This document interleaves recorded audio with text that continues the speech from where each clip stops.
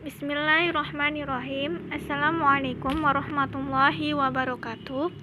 Alhamdulillahirabbil alamin wassalatu wassalamu ala asrofil anbiya'i wa mursalin wa ala alihi wa sahbihi ajmain. Pertama-tama dan yang paling utama, mari kita panjatkan puji dan syukur kita atas kehadirat Allah Subhanahu wa taala yang pada hari ini Allah masih memberikan saya kesempatan dan usia agar saya bisa menyampaikan materi saya. Salawat berkatkan salam marilah kita hadiahkan kepada baginda Rasulullah Shallallahu Alaihi Wasallam yang sudah menjadi suri teladan bagi seluruh umatnya hingga akhir zaman, dan semoga kelak kita mendapat syafaatnya di yaumil kelak. Amin amin ya rabbal alamin. Perkenalkan, nama saya Sri Mulyani, saya unit 2 jurusan Pendidikan Agama Islam. Saya ingin menyampaikan materi saya yang berjudul tentang standar baik dan buruk berdasarkan ajaran akhlak, moral, dan etika. Moral berasal dari bahasa Latin, yaitu mores, yang berarti adat kebiasaan. Moral dalam arti istilah adalah suatu istilah yang digunakan untuk menentukan batas-batas dan sifat, perangai, kehendak, pendapat, atau perbuatannya secara layak dapat dikatakan benar, salah, baik, atau buruk.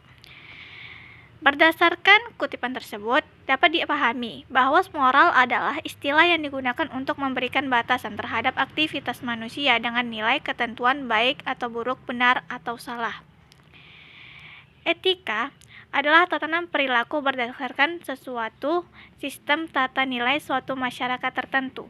Etika lebih banyak dikaitkan dengan ilmu atau filsafat, karena itu yang menjadi standar baik dan buruk itu adalah akal manusia.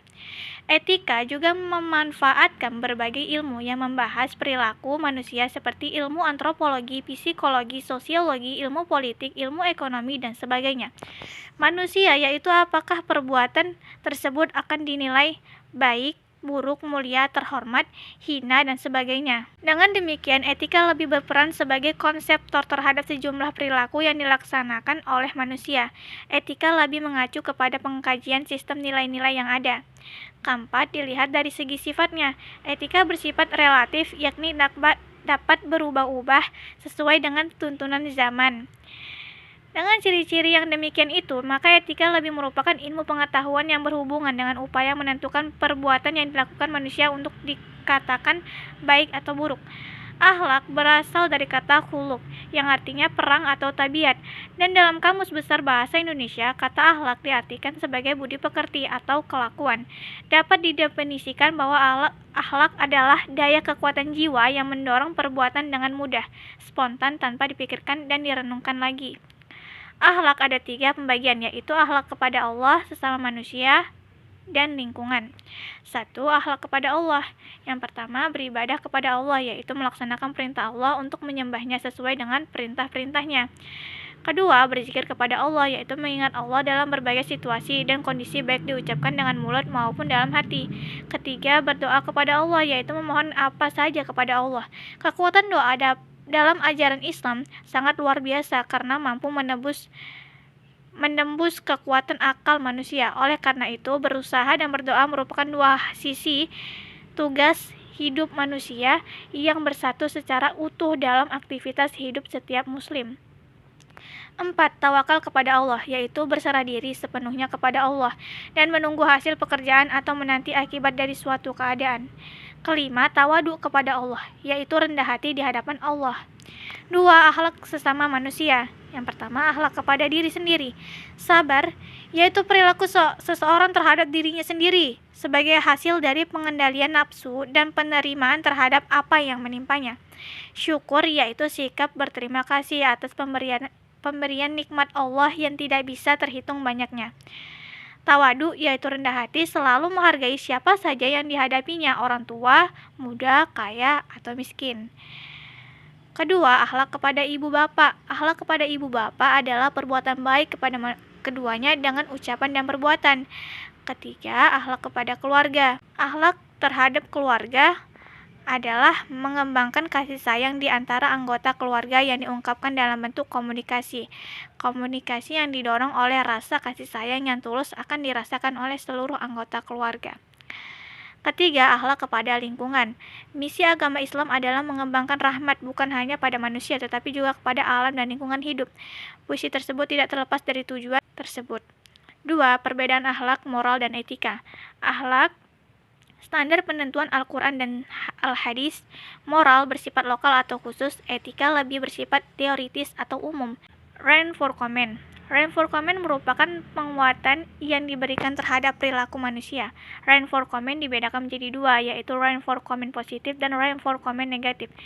Ketika dalam berperilaku manusia mendapatkan reign for comment positif, maka ia akan merasakan kenikmatan, kenyamanan dalam perilakunya, sehingga perilaku tersebut akan selalu diulang-ulang dan akan menjadi sebuah akhlak. Misalkan anak yang hidup di keluarga yang sangat sayang kepada anaknya. Anak tersebut ketika habis makan, piringnya dicucikan pembantu.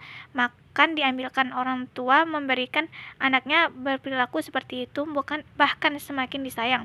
Hal ini merupakan reign for comment positif yang membuat ia merasakan kenyamanan dan kenikmatan sehingga ia akan sering Hal ini merupakan reign for comment positif yang membuat ia merasakan kenyamanan dan kenikmatan sehingga ia akan sering melakukan perilaku tersebut.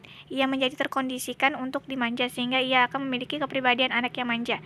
Tetapi saat ia berperilaku manja dengan tidak mencuci tangan piring setelah makan dan orang tuanya marahi dia, bahkan memukul, ia akan menjadi cerah dan tidak akan mengulangi perbuatan tersebut. Hal inilah yang disebut reign for comment negatif. Pengaruh hereditas. Rasulullah Shallallahu Alaihi Wasallam menjelaskan bahwa faktor hereditas memiliki pengaruh pada perbedaan individu. Menurut Rasulullah, Allah Ta'ala telah menciptakan Adam alaihissalam dari segumpal tanah yang berasal dari semua unsur tanah yang ada di permukaan bumi. Abu Hurairah berkata, ada seorang laki-laki dari Bani Fajaroh datang kepada Nabi Shallallahu Alaihi Wasallam seraya berkata, istriku telah melahirkan seorang anak berkulit hitam. Nabi Shallallahu Alaihi Wasallam bersabda, apakah kamu memiliki unta? Laki itu menjawab, ya Rasulullah. Bertanya apa warnanya? Laki itu menjawab, merah. Rasulullah bertanya lagi, apakah kehitam-hitaman? Laki itu berkata, sebenarnya memang kehitam-hitaman. Laki itu kembali berkata, lantas dari mana datangnya warna hitam pada unta itu? Rasulullah Shallallahu Alaihi Wasallam bersabda, mungkin karena faktor keturunan. Pengaruh lingkungan.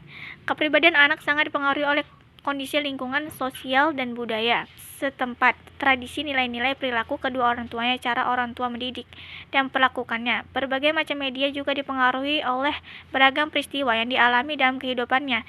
Anak akan mempelajari bahasa yang dipergunakan sebagai alat komunikasi kedua orang tuanya, mempelajari agama yang diyakini kedua orang tuanya, dan mempelajari akhlak, kecenderungan, serta pemikiran kedua orang tuanya. Baiklah, kesimpulan dari materi saya adalah akhlak adalah daya kekuatan jiwa yang mendorong perbuatan dengan mudah dan spontan tanpa dipikir dan direnungkan lagi. Moral adalah istilah yang digunakan untuk memberikan batasan terhadap aktivitas manusia dengan nilai atau ketentuan baik atau buruk, benar atau salah. Etika adalah studi yang sistematik mengenai sifat dasar dari konsep-konsep nilai baik, buruk, harus, benar, salah, dan sebagainya. Perbedaan akhlak, moral, dan etika. Akhlak standar penentuan Al-Quran dan Al-Hadis, moral bersifat lokal atau khusus, etika lebih bersifat teoritis atau umum.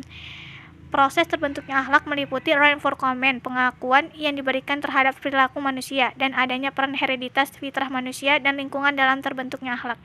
Sekian materi dari saya. Apabila ada kesalahan dalam ucapan saya mohon maaf. Saya akhiri, wabillahi taufiq wal hidayah. Wassalamualaikum warahmatullahi wabarakatuh.